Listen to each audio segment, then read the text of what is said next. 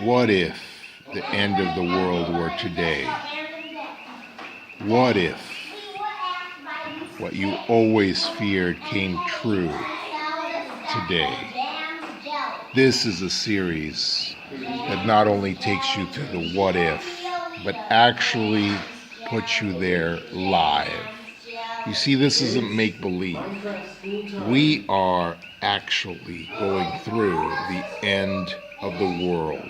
This is apocalypse time, and it is live, documented day by day. Prophets and apostles, the Bible, and other scriptures have been prophesying for decades, millennia, to prepare for the end of the world. But most of us go about our daily lives, not heeding those warnings. We say, oh, that can't happen to us, and oh, why should I, and why, well, I'll do that later. But what if it hits you? It hit us. This is our story of the unprepared at the end of the world.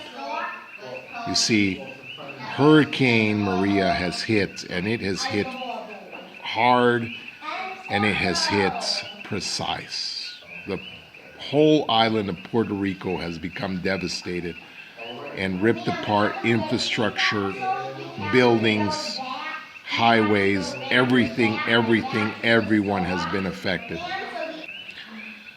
This is day 2. Reported deaths of the initial hurricane were 6. Now that doesn't seem like a big number, especially if it's not you, in an island of 3.5 million. And just to give you a heads up on 3.5 million, that's the average size of one of the country states. That could be bigger than Utah, definitely bigger than Idaho, way smaller in California, but you get my drift. 3.5 is nothing to sneeze at. Day 2, the aftermath of the hurricane. I woke up with my wife and looked around, and everything everywhere was destroyed. The landscape was new. The side of our house had been, the shingles were gone. The side of our house hadn't been touched, but the mountain that our house is on, the whole mountain, half of the mountain had gotten ripped off. The neighbors on top of us, couple of trees had fallen on their whole setup back there. Hundreds and hundreds. They keep chickens. Hundreds of their chickens dead. The mountain just ripped down, covering the little road down there. And as I looked around, my driveway that's on a steep hill, just covered with all sorts of trees. My beautiful trees. First thing my wife said was, gosh, our trees are gone. Beautiful trees, and we could actually see out into the horizon now because our whole house was covered with trees. We couldn't see out so well into the horizon, but it was a changed world.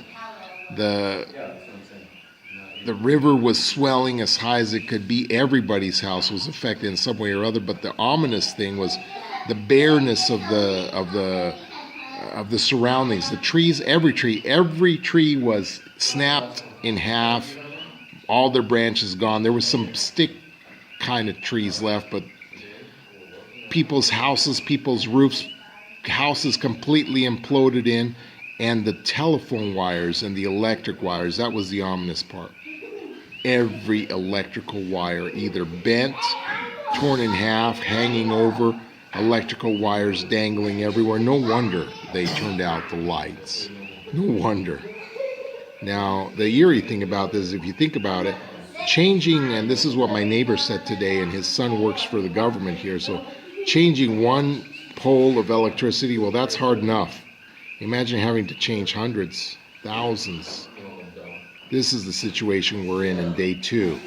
But day 2, to tell you the truth, was a little fun because, everybody's okay. It's time to celebrate. And down the street, you could see a parade of the people that still had cars left just going around parading through the neighborhood to see the damage. And it was kind of a parade of damage instead of a parade of homes. Let's see a parade of damage of what the destruction has been. Of course, a lot of the roads you couldn't pass because some of the bridges were out and some of the highways were torn down. But, the roads that you could pass on, the people were making the rounds. So let's take a look at the parade of destruction. And this is what people do on after a day one and day two of disaster is they go around and they check it out. So check it out they did, and check it out we did. Right? We went to around, we looked, and there was destruction everywhere. Destruction was universal. No one had escaped the hurricane's grasp. Well,